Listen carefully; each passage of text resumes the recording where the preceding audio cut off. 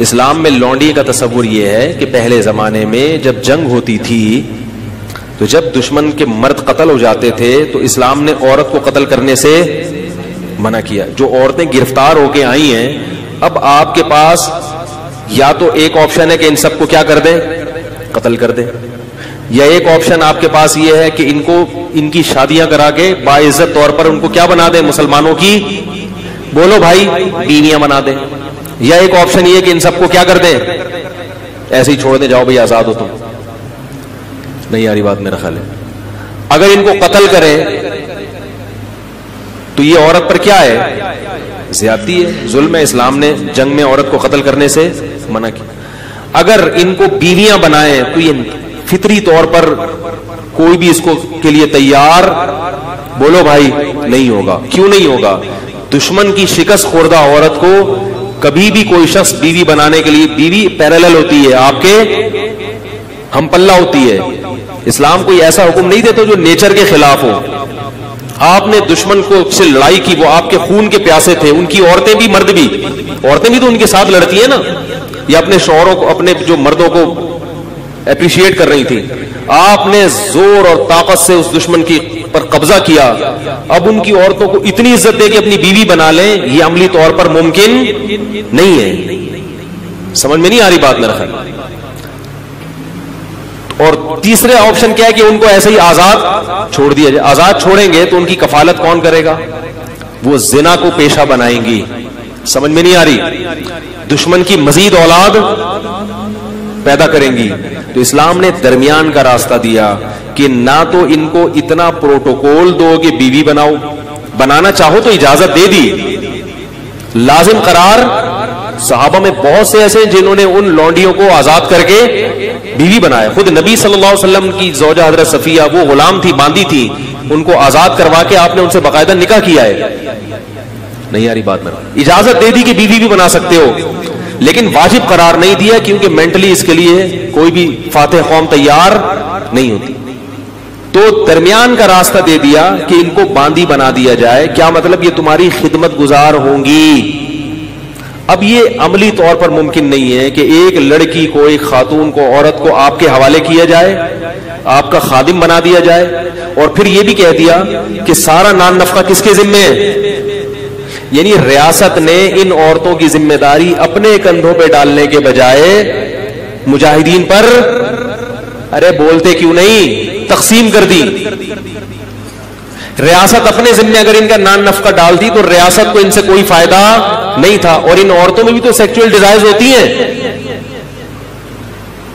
اب دیکھو کشمیر میں جب زلزلہ آیا بالاکوٹ میں, کئی ٹرسٹ بن گئے. میں اس وقت چیخ رہا تھا, حالانکہ میں بہت چھوٹا تھا اس وقت عمر میں چیخ رہا تھا کہ اس وقت مہم چلاؤ, یہ عورتیں جن کے مرد قتل ہو گئے یا بیچارے شہید ہو گئے ہیں زلزلے میں, ان کی شادی کا کوئی انتظام.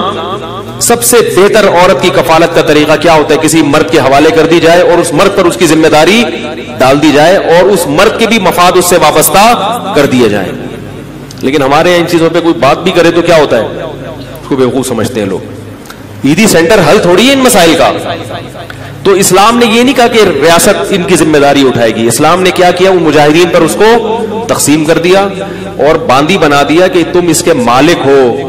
سمجھ رہے؟ اور اس مالک ہونے کا تم کیا فائدہ اٹھاؤ گے کہ یہ تمہاری خدمت کرے گی, اور یہ کیا فائدہ اٹھائے گی کہ اس کی ساری زندگی ذمہ داری, بولو بھائی, نان نفقہ کس کے کندھوں پر ہے؟ تمہارے کندھوں پر. تو اس سے بہتر صورت ممکن, سوٹیبل کوئی صورت ہو ہی نہیں سکتی تھی.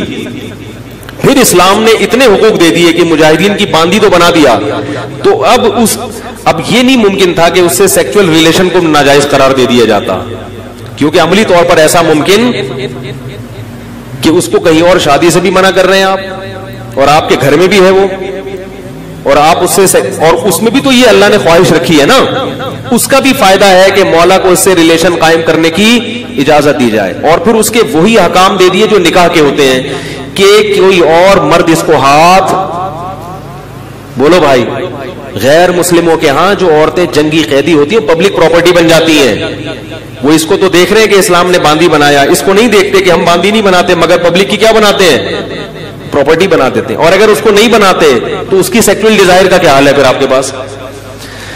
کیسے سمجھائیں بھائی؟ بھائی اگر نہیں بناتے پبلک پراپرٹی تو اس کی جو ڈیزائرز ہیں وہ کیسے پوری ہوں گی؟ تو اسلام نے بہترین حل دیا تھا کہ ان کو بیوی نہ بناؤ بلکہ کیا بنا دو؟ باندی بنا دو، اور ساری ذمہ داری کس پہ ڈال دو؟ اس کے مولا کے کندھوں پہ ڈال دو. اس سے پھر اس کو کچھ پروٹوکول بھی دیے اسلام نے. وہ پروٹوکول کیا دیے؟ نمبر 1، قرآن نے کہا کہ قسم کھا کے اگر توڑ دے تو غلام یا باندی آزاد کرنی پڑے گی. اگر قسم کھا کے آپ نے توڑ دی، آپ کی ملکیت میں اگر باندی یا غلام ہے تو وہ آزاد کیے بغیر کفارہ ادا. یہ جو ہم کہتے ہیں نا 3 روزے 10 غریبوں کو، یہ اس لیے کہ باندیاں نہیں ہے، غلام نہیں ہے. اگر غلام یا باندی ہو تو وہ آزاد کرنا پڑے گا. تو ان کی آزادی کا بھی اسلام نے کیا کر دیا؟ ارے بولو نا یار، بندوبست کیا کہ کسی بہانے سے ان کو کیا کیا جائے؟ آزاد کی. جب آزاد ہوگی تو وہ بھی احسان مانے گی کہ اس نے آزاد کر دیا، لہذا وہ مسلمانوں کی دشمن نہیں بنے گی، وہ احسان مانے گی. اور دوسرا پروٹوکول یہ دیا، اور کئی کفارے اس میں. زہار میں کفارہ کیا ہے کہ باندی کو آزاد کیا جائے. کسی کا غلطی سے قتل ہو گیا، اس کا کفارہ کیا ہے؟ باندی کو آزاد کیا جائے. اور پھر ویسے بھی کہہ دیا کہ اگر کسی نے ایک دفعہ بھی زبان سے کہہ دیا کہ باندی آزاد ہے تو یہ ریورس نہیں ہو سکتا. مذاق میں کہہ دیا، نبی نے فرمایا مذاق میں کسی نے کہہ دیا، غصے میں کہہ دیا، جان کر کہہ دیا، لا طلاق ولا عتاق فی اغلاق، فرمایا طلاق بھی ہو جائے گی اور غلام بھی آزاد ہو جائے گا. طلاق میں تو رکھا 3 طلاقیں ہیں، اور غلام آزاد کرنے میں 1 دفعہ. طلاق میں 1 طلاق کے بعد رجوع کا حق ہے، 2 کے بعد بھی ہے. غلام اور باندی میں رجوع کا حق نہیں. آ رہی بات؟ تبھی غیر مسلموں میں جنہوں نے اسلام کا وسیع مطالعہ کیا ہے وہ کہتے ہیں اسلام نے غلامی کو ختم کیا ہے، اسلام نے غلامی کو پروموٹ. اس زمانے میں سب غلام بنائے کرتے تھے. اسلام واحد مذہب ہے جس نے غلامی سے آہستہ آہستہ انسانیت کو آزاد کیا ہے. ایسے قوانین بنا دیے. اور پھر ایک پروٹوکول باندی کو یہ دیا کہ اگر مولا کی اس سے اولاد ہو گئی تو اب اس باندی کو فروخت نہیں کیا جا سکتا. مولا کے مرنے کے بعد یہ باندی، بولو بھائی، آزاد ہو جائے گی. نہیں یاری بات میرا. اگر اس سے اولاد ہو گئی آپ کے تو اب یہ باندی بالآخر آزاد ہو جائے گی. یہ پروٹوکول دے دیا اس کو. اور ایک عقد مکاتبت کی ترغیب دے دی قرآن نے کہ غلام یا باندی سے یہ عقد کیا جائے گا کہ اگر تم نے اتنے پیسے کما کے مجھے دے دیے تو تم کیا ہو؟ آزاد ہو. اور پھر حکم دیا مسلمانوں کو کہ جو غلام اپنے مولا کے ساتھ ہی ایگریمنٹ کر لے اس کے ساتھ کیا کرو؟ تعاون کرو. اس کو زکات کا پیسہ بھی دیا جائے گا، اس کے ساتھ تعاون کیا جائے گا تاکہ یہ مولا کو اتنے پیسے دے کے اپنی کیا کرے. نہیں آ رہی بات میرا خیال ہے، جان چھڑائے. صحیح ہے. یہ پروٹوکول غیر مسلموں کے ہاں نہیں ہے. تو بس سرسری دیکھتے ہیں اسلام میں باندیاں بھی ہیں، لونڈیاں بھی ہیں، غلام وہ بھی ہیں. تو ہیں جن تفصیلات کے ساتھ ہیں وہ تفصیلات، اس سے اس زمانے کے شکست خوردہ قوموں کو عزت ملی ہے. پھر مسلمانوں میں جو باندیاں بڑے بڑے عہدوں پر فائز ہوئی، یعنی علم کے لحاظ سے بڑے بڑے مقام پر فائز ہوئی ہیں، کیونکہ جب آپ کو پتا ہوتا ہے نا میری ہے تو پھر اس کی وجہ سے آپ کی عزت ہے.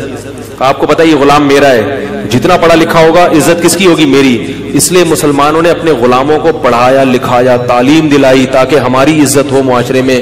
بڑے بڑے محدثین غلام گزرے ہیں، سمجھ رہے ہو؟ نافع عبداللہ بن عمر کے غلام تھے. بخاری اور مسلم کے بہت بڑے راویوں میں سے، اسلاف میں ان کا تذکرہ ملتا ہے. بخارا اور سمرقند سے قید ہو کر آئے تھے. بخارا جب روس میں لڑائی ہوئی تھی نا، صحابہ کرام کی فوجیں گئی تھی، یہاں سے گرفتار کر کے ان کو لایا گیا. عبداللہ بن عمر کے غلام بنے اور بخاری اور مسلم کے راویوں میں سے بہت بڑے محدث، بہت بڑے حدیث کے امام. کہاں سے لائے اور کیا بن گیا؟ یہ ہو گیا لونڈی والا. آج کل لونڈیاں نہیں ہیں کہیں بھی. کہیں آپ کسی ماسی واسی کو لونڈی سمجھنا شروع کر دیں. لونڈیوں کا سسٹم کیا ہو گیا؟ اچھا یہ بھی یاد رکھو، لونڈی سے سیکچول ریلیشن جب قائم کرنا جائز تھا کہ جب وہ اسلام قبول کر لے یا وہ عیسائی یا یہودی ہو. اگر وہ عیسائی نہیں ہے، یہودی نہیں ہے یا مسلمان نہیں ہوئی تو پھر اسے سیکچول ریلیشن کی اجازت، کیونکہ جیسے اہل کتاب سے ہی نکاح حلال ہے تو ایسے ہی باندیوں میں بھی ریلیشن صرف اہل کتاب یا مسلمان باندی سے تھا. جو مجوسی اور آگ کی پوجا کرنے والے ان سے ریلیشن کی اجازت، بولو بھائی، نہیں تھی.